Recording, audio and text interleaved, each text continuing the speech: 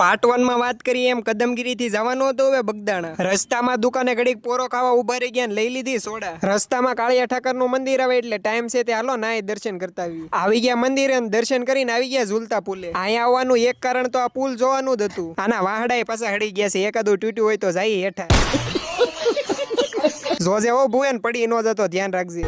मेरे साथ कुछ ऐसे लोगों की टीम है जिनमें से हर एक इंसान कमाल का है। हम साथ में दुनिया के कोने कोने में जाते हैं और मेरी नजरों में तो वही इस शो के असली हीरो हैं। हर माहौल में काम करते हैं। આ બધાય પણ જોરદાર લોકેશન ઉપર લઈ આવ્યા હો। હાલો હવે 2-3 કિલો ફોટા પાડી લઈએ। पावड़िया हाँ भोजी हलवाया जय हनुमान ज्ञान गुण सागर जय कपीश तिहु लोक उजागर जय हनुमान। ચાલુ વરસાદે બગદાણા આવી તો ગયા પણ અહીંયા કેટલું ટ્રાફિક જામ થઈ ગયું। અમારે આવવામાં થોડોક મોડું થઈ ગયું એટલે આ મેન ગેટ વાળી મટકી તો ફોડી નાખી એટલે આવી ગયા થોડાક આગળ।